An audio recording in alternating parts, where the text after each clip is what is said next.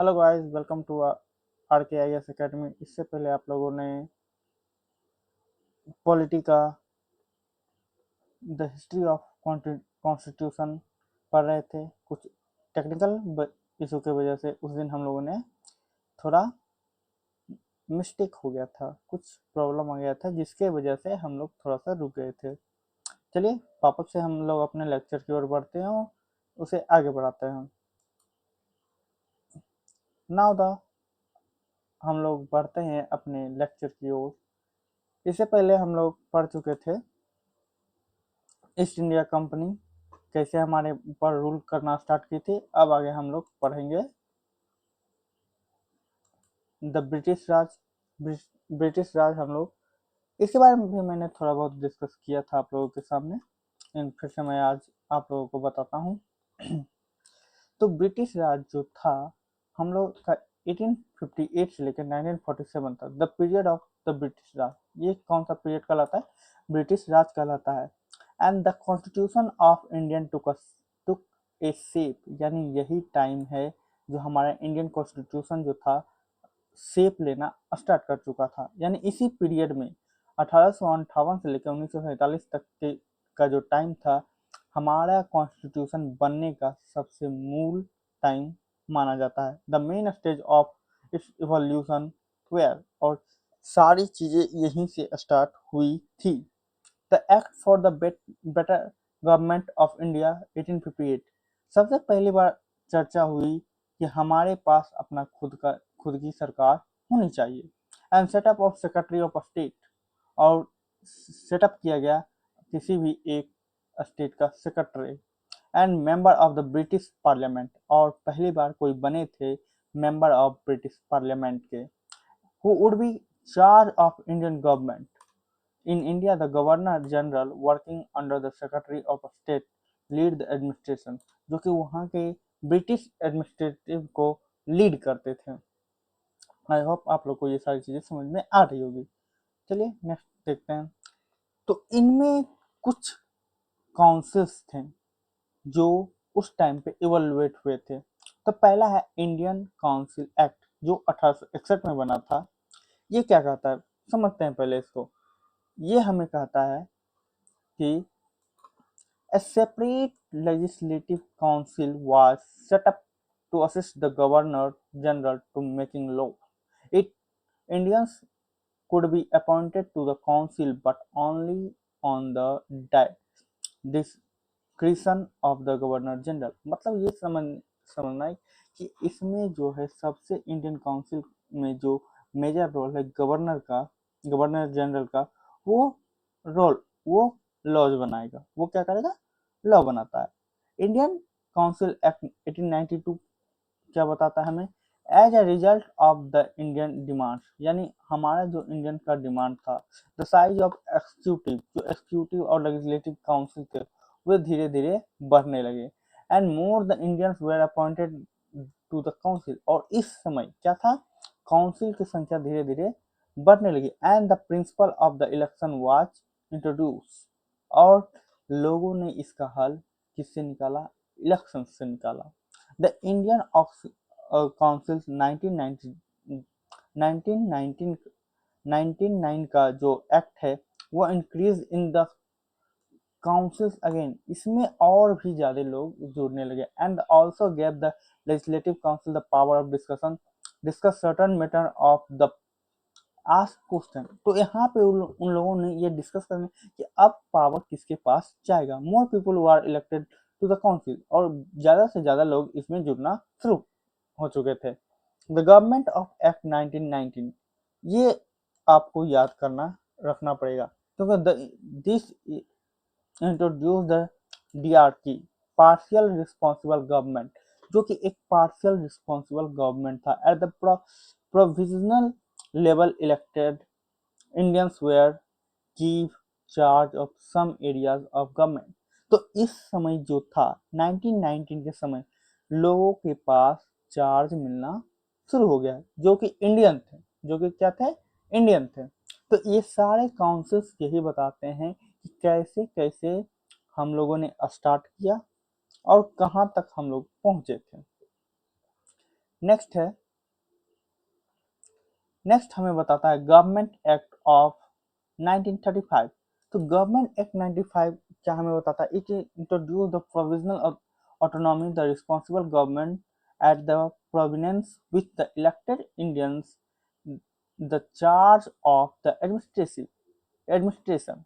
मतलब यहाँ पे जो है गवर्नमेंट जो है इलेक्टेड होता था, यानी इलेक्टेड इंडियंस करते थे, और जिसका चार्ज भी इंडियन के पास होता है। A federal government was proposed through it didn't come into effect at the center diarchy was the introduced Indian Independence Act 1947। और लास्ट जो है हमारा डोमिन बना था Indian Independence Act 1947। The British gave up control the final government of India to the dominions India and Pakistan. यहीं से partition का काम शुरू हुआ था, जब 1947 में उन्होंने हमें दो भागों में बांट दिया था। एक पाकिस्तान बना और दूसरा कौन सा बना था? India. For the time being the constitution was made. और यहाँ पर पे क्या है, हमारा कॉन्स्टिट्यूशन लगभग बन चुका था। Both of the them would be governed accorded with the government of act 1935। और यह एक्ट किस एक्ट के आधार पर था?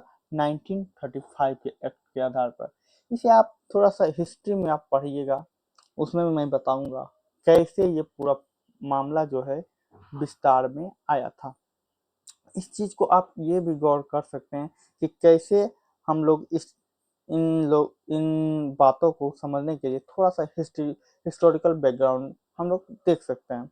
वो आप मॉडर्न हिस्ट्री का पार्ट है जो बिल्कुल अच्छे तरीके से पढ़ गया। यहाँ मैं थोड़ा शॉर्ट में बताया हूँ, इसलिए चिंता करने की कोई बात नहीं है। अगर नहीं भी समझ में आया तो वहाँ पे आप लोग समझ जाएंगे। ठीक है, अब नेक्स्ट है हम लोग का कि कॉन्स्टिट्यूशन ऑफ इंडिया। तो यानी जब भारत का संविधान बन गया तो उस समय क्या हुआ? The constitution of India was formed in the constitution of India enhanced, यानी पूरी तरीके से जो असेंबली द्वारा पारित किया गया 26 नवंबर 1949। एंड ये लागू कब से हुआ? 26 जनवरी 1950 से। The date of January was chosen with कमोटेबल the Purna Swaraj declaration of independence of 1930। यहाँ पे आपको ये समझना पड़ेगा कि 26 जनवरी की डेट क्यों कमिटमेंट हुआ? क्योंकि पूर्ण स्वराज डिक्लेरेशन ऑफ इंडिपेंडेंस यानी पहली बार पूरी तरीके से आज़ादी के लिए जो रिवॉल्यूशन हुआ था वो 1930 में था, जो कि जो कि डेट था उसका 26 जनवरी, इसीलिए इसे इस डेट को ही रखा गया। इसमें आपको with the adoption of the union of Indian official become the modern and contemporary Republic of India and it replace the governor of act 1935। ये सारी चीजें आप धीरे धीरे इसमें समझिएगा। ठीक है, जिसका प्रभाव सबसे पहला हमारे पास आया था ऑब्जेक्टिव रिजोल्यूशन से मूव जवाहरलाल नेहरू जो थे हमारे कॉन्स्टिट्यूशनल असेंबली, जो पहला बना था दिसंबर 17 1942 was almost unanimously adopted in January 2020 January 22 and 1947। Then the in light प्रकाश में ये कब आया? 26 जनवरी 1950 को। कब आया? 26 जनवरी 1950 को, जब सारे असेंबली मेंबर जो थे उन्होंने सभा में साइन किया और उस समय हमारा क्या है, संविधान पूरी तरीके से हम पे लागू हो गया था। डेट याद रखिए, इसमें डेट ज़्यादा आपको याद रखना है, 26 जनवरी 1950। हाँ, इसमें दो कि यह असेंबली से कब हुआ? 1949 में, और लागू कब हुआ? 1950 में। ये दोनों दो क्वेश्चन है। तो हिस्ट्री खत्म हो गया है यहाँ तक। अगर कोई दिक्कत है आप लोगों को तो पूछिए, कमेंट में ज़रूर पूछिए और ज़्यादा से ज़्यादा इसे शेयर कीजिए। एंड द नेक्स्ट हमारा चैप्टर है फ्रेमिंग ऑफ द कॉन्स्टिट्यूशन। इससे पहले अगर आप लोग पिछला वीडियो नहीं देखे हैं तो प्लीज़ उसे देखिए, और जब तक वो वीडियो आप नहीं देखिएगा, फ्रेमिंग ऑफ द कॉन्स्टिट्यूशन मैं पढ़ाने वाला हूँ, वो आपको नहीं समझ में आएगा। इससे पहले आप पिछले 3 चैप्टर को आप अच्छे से देख लीजिए, तब आपको आगे समझ में आएगा। ठीक है, तो चलिए हम लोग बढ़ते हैं फ्रेमिंग की तरफ, यानी हमारा जो संविधान है वो फ्रेम कैसे हुआ था, धीरे धीरे क्या उसमें आया और किस किस चीज़ से वो, क्या चीज़ उसमें जोड़ा गया, क्या चीज़ हटाया गया, ये सारी चीज़ें हम लोग इस चैप्टर में डिस्कस करेंगे। चलिए स्टार्ट करते हैं। तो the framing of constitution of India, मतलब हमारा जो संविधान है वो किस तरीके से फ्रेमिंग होना शुरू हुआ, उसमें कहाँ से क्या जोड़ा गया, इसमें हम लोग इस चैप्टर में हम लोग समझेंगे। The constitution of assembly was elected right the Constitution of India following the Indian independence from Great Britain. It members of the nation's first parliament. The body of formed in 1946, making of the independence India the Constitution. The Assembly caused passed the 1947 and January defining the objective of the Constitution. मतलब ये पिछली बात लिखा हूँ कि जो हमारा था वो फॉर्म में कब हुआ था 1946 में, और वह बना असेंबली से कब पास हुआ था 1947 में, और लागू कब हुआ था 1950 में हम लोग के लिए। तो setup of union of India comparing the British India and the princely state, यानी इसे बनाने के लिए सबसे पहले क्या है थी, जो भी गवर्नमेंटल देश थे, जैसे ब्रिटिश इंडिया, उस समय हमें ब्रिटिश इंडिया के नाम से जाने जाते थे, और वहाँ पे जो स्टेट थे उन सबको सेटअप किया गया। फिर वहाँ पे फेडरल गवर्नमेंट, यानी हर एक स्टेट का एक अपना गवर्नमेंट होगा और सेंट्रल का एक अपना गवर्नमेंट होगा, और the setup of democracy power drive from the people, और उनको ये वहाँ पे ये कहा गया कि जो पावर होगा वो डेमोक्रेटिक होगा, यानी जो पावर होगा वो फ्रीडम होगा पीपल के पास, वो अपना नेता खुद चुनेंगे। Granted of justice and right to protect, और वो उसकी, और were minorities depressed classes and the tribal rights and protected, जो कि उनका अधिकार होगा किसे वो चुनना चाहते हैं, किसे वो बैठाना चाहते हैं गवर्नमेंट में। To protect integrity of India, her sovereign right over the land, sea and air, कैसे हमें मानवीय धर्म को निभाना है और हमें लैंड, सी और एयर को बचाना है। To have the attend rightful place in the world and work peace and welfare of all mankind, तो हमें ये हेल्प करना है कैसे हम शांति के साथ दुनिया और खुद के साथ अपनी मानवता को लेकर एक अच्छी सरकार बनाएंगे, कैसे दुनिया को भी सिखाना है शांति से कैसे रहा जाता है। ये सारी चीज़ें हम लोग इसमें देखना है, इन सभी चीज़ों को हम लोगों ने सेटअप किया।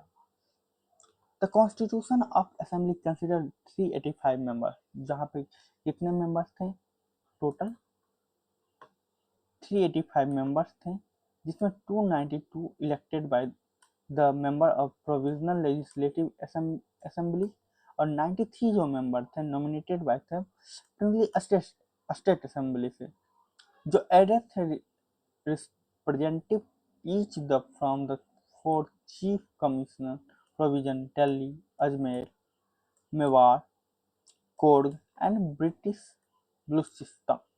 तो ये सारी जगह थे जो उस समय काम कर रहे थे हम लोग। देन अब है कि कुछ चीज़ें हैं जो हम लोगों ने बाहर से भी लिया है। फ्रॉम यूके से हम लोगों ने क्या लाया है, नॉमिनियल हेड कैबिनेट सिस्टम, प्रेसिडेंट के लिए cabinet system of minister, post of PM, ये सब हम लोग कहाँ से लाए, यूके से। यूएसए से क्या आया, written constitution, appointment of vice president, fundamental rights, supreme court, judicial system हमें कहाँ से मिला, यूएसए से। ऑस्ट्रेलिया से हम लोगों ने क्या क्या लिया है, कंसर्ट लिस्ट लिया है, सेंट्रल स्टेट लिया है, central state relation language of preamble लिया है। ये सारी चीज़ें कहाँ से आई है हमारे संविधान में? ऑस्ट्रेलिया। उसी तरीके से यूएसएसआर से fundamental duties, 5 year plan, Germany से हमारे पास आया इमरजेंसी प्रोविजन, जापान से हमारे पास law of the Supreme Court function, Canada से हमने फेडरल सिस्टम, साउथ अफ्रीका से procedure of constitutional amendment, and from the Ireland से हम लोगों ने लिया है concept of directive principle of state policy. तो ये सारी चीज़ें हम लोग कहाँ से लाए हैं? ये सारी चीज़ें हम लोगों ने कहाँ से लाया है? हर एक अपनी अपनी अलग अलग देशों से हम लोगों ने यहाँ पे ऐड किया है, जिससे यह पूरी तरीके से हमारा संविधान जो बना है। तो इसमें हम लोगों ने एक चीज़ नोटिस करना है हम लोगों को, the framing of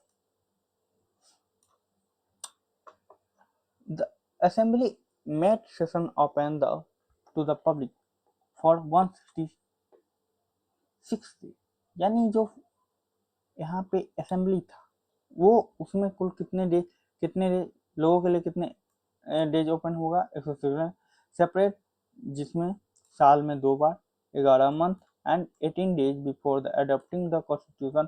it was finally pass accepted in November 1949। तो पूरे संविधान को बनने में कितना टाइम लगा है? 2 साल 11 महीने 18 दिन। 2 साल 11 महीने 18 दिन। After the many deliberation, some modification over the 111 plenary session, 114 दिन, and 308 member of the assembly signed to copy the final of the document to each in Hindi and English, January 24, 1950। तो कुछ कुरीतियों को, कुछ कमियों को हटाने और दूर करने के बाद यह जो है फाइनली जो बना हम लोगों का कॉन्स्टिट्यूशन, वो कितने कितने दिन में बना, कितने लोगों ने साइन किया उस पर? 111 प्लेनरी यानी 111 प्लेनरी सेशन चला, जिसमें जो कब तक चला? 114 दिन, जिसमें कुल कितने मेंबर्स ने भाग लिया था? 308 मेंबर्स ने, जो कि साइन हुआ था 2 लैंग्वेज। ये याद रखिए, ये अक्सर पूछ लिया जाता है हिंदी एंड इंग्लिश में, हिंदी एंड इंग्लिश, और date not 26 January is finally 24 January, and the same day the Assembly of unanimously elected Dr. Rajendra Prasad as the President of India। और उसी दिन जो है भारत के प्रथम प्रेसिडेंट का चुना हुआ, जिसका नाम था doctor Rajendra Prasad, and come into the effect 26 January 1950, known as the celebrate the Republic Day of India। और उन्होंने ही यह लागू किया कि 26 जनवरी 1950 को हम रिपब्लिक डे ऑफ इंडिया के तौर पे मनाएंगे या सेलिब्रेट करेंगे। यानी हमारा जो संविधान दिवस है बोला जाए, या हम लोग संविधान स्वतंत्रता दिवस जो मनाते हैं 26 जनवरी 1950, उसका हिस्ट्री जो है, उसका फ्रेमिंग है ये इस तरीके से हम लोगों ने मनाना स्टार्ट किया था। अगर इन सब में कोई दिक्कत है तो आप लोग कमेंट कर सकते हैं।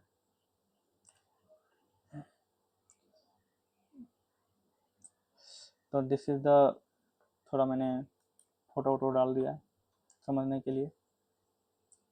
तो हम लोग को इसीलिए उस दिन परेड भी कराया जाता है। चलिए, फ्रेमिंग ख़त्म है, अगर कोई दिक्कत है तो ज़रूर पूछिए। नेक्स्ट हम लोग बढ़ते हैं। नेक्स्ट है preamble to the constitution of India. तो इंडियन कॉन्स्टिट्यूशन में प्रियम्बल का क्या रोल है, ज़रा उसको भी देख लेते हैं। क्योंकि उसमें भी कुछ ना कुछ थोड़ा सा ऊपर नीचे किया गया था, कुछ अच्छी चीज़ों को लाया गया था, कुछ अच्छी और कुछ चीज़ों को निकाला भी गया था। चलिए उसको भी थोड़ा बहुत डिस्कस कर ही लेते हैं आज। तो the preamble of the constitution of India is a brief introduced statement that set up out the guiding purpose and the principle of the document। यानी ये पूरी संविधान को एक सही तरीके से डिफाइन करने के लिए प्रियम्बल बनाया गया। We the people of India have solemnly resolved to constitute India into the socialist, secular, democratic republic and to secure all the citizens justice, liberty, equality, and fraternity. In our Constituent Assembly, 26th day of November 1949, do hereby adopted an act and give to ourselves this Constitution. यही है हमारा preamble. तो इसको इसमें कुछ कुछ add हुआ और कुछ कुछ अलग हुआ। तो पहला जो है sovereign and then after socialist, secular, democratic. तो हर एक चीज का एक मीनिंग है बच्चा यहाँ पे। जैसे कि जस्टिस इसका मतलब है यहाँ यह जो संविधान बना है वो सोशल, इकोनॉमिक और पॉलिटिकल सभी के लिए ये justice, liberty through out the express the belief faith and worship, हम इसकी पूजा करते हैं, इक्वलिटी ये सभी के लिए एक जैसा व्यवहार करेगा। Fraternity assuming the dignity of the individual and the unity and integrity of the nation, ये हर एक नेशन के लिए एक जैसा काम करेगा। तो इसमें यही प्रियम्बल यही हमें समझाता है कि हर एक चीज के लिए ये संविधान जो है हर एक विषय में अपना योगदान सही से देगा। एक एक करके मैं डिस्कस करता हूँ। तो सबसे पहला है the first word of the preamble. समझते हैं धीरे धीरे, इसको मैं पढ़ के समझाता हूँ। द पीपुल मतलब इसका मतलब है sign of the power is the ultimately vested the hands of the people of India, यानी जो भी संविधान की मूल संरचना है या उसका अधिकार है वो किसके पास अधिकार है? People of India. So far the preamble has been amended of 1976, 42 amendment changed the which has been extend the words socialism, secularism and integrity. A brief description of these concepts are followed in the order they come in preamble। मतलब इन सभी चीज़ों का मतलब ये है कि कैसे कैसे 1946 के 42 अमेंडमेंट में ये बदलाव लाया गया जिसमें हर एक वर्ड का एक मतलब दिया गया। तो पहला है सबऑर्डिन, मतलब होता है कि it's free to allow internal and external policy, यानी ये इसके लिए सभी लोग स्वतंत्र हैं, चाहे वो इंटरनल हो या एक्सटर्नल पॉलिसी हो। दूसरा है secular, it means no particular reason is preferred, यानी सेकुलर मतलब किसी भी विशेष धर्म को हम लोग महत्ता या महत्व या मान्यता ज़्यादा नहीं देते, सभी धर्म सभी के लिए एक बराबर है। तीसरा है socialist, it means the no concentration of power and money, कोई भी हमें पैसा और पावर से दबाव नहीं डाल सका। Democratic, it means rule by elected representative of people of India, इसका मतलब है कि जिसे हमने चुनकर अपनी असेंबली में बैठाया है वही हम पे राज कर सकता है, यानी वही हमें सही डायरेक्शन में हमें रास्ता दिखा सकता है। नेक्स्ट है republic, it means no room for hereditary ruler और मोनार्क, यानी किसी के पास उसका खुद का अधिकार नहीं है कि वो मन चाहे जो कार्य कर सकता है, नहीं, उसके लिए क्या है रूल बना हुआ है, उसे फॉलो करना पड़ेगा। हमारा जो प्रियम्बल है कुछ इस तरीके से दिखता है। Sorry. The preamble page along with other page first original book of Constitution of India designed by art, decorated and framing the soul by the renowned painter बेहोर सक्खा। तो इनका जो डिजाइन किया था उनका नाम है, पेंटर का नाम है बेहोर सक्खा। बस इसमें यही याद रखो, ज़्यादा कुछ याद करने का जरूरत नहीं है इसमें। नेक्स्ट है the purpose having the preamble, preamble को समझना क्यों जरूरी है। The preamble our constitution two purpose, पहला है is indicate the source from which the constitution derive its authority, मतलब यह है कि कॉन्स्टिट्यूशन जो है हमें किसके लिए बनाया गया है और क्यों बनाया गया, ये हमें पहला पेज से समझ में आता है। Second it also the state object which the constitution seek to establish and promote, और यहाँ पे जो है कि स्टेट जो है प्रमोट करता है अपना एक preamble. The preamble seeks to establish where Mahatma Gandhi describe of the India my dream। तो प्रियम्बल को सबसे अच्छे से महात्मा गांधी ने अपने बुक माई ड्रीम में अच्छे से डिस्क्राइब किया। In the which the poorest shall feel their country was making they have effective voice। जिसमें उन्होंने लिखा कि गरीब भी अपनी आवाज उठाकर सरकार तक पहुंचा सकते हैं। Communities shall live a perfect harmony, there can be no room in such an India for the cause of unsociability। तो ये सारी चीजें उस समय धीरे धीरे प्रियम्बल में जोड़ा गया था, कुछ हटाया भी गया था, इसके लिए कोई बाधित नहीं है। नेक्स्ट है what is the constitution of India. तो यहाँ तक अगर कोई चीज नहीं समझ में आया प्रियम्बल कमेंट कर सकते हैं। नेक्स्ट है what is the constitution of India, यानी भारतीय संविधान क्या है। तो Indian constitution consider the supreme law. तो इंडियन कॉन्स्टिट्यूशन जो है कॉन्स्टिट्यूशन है वो क्या है, एक सुप्रीम लॉ है।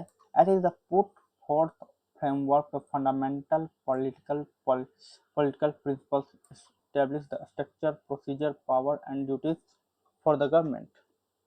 तो यह जो है एक एस्टेब्लिश किया गया है जिसमें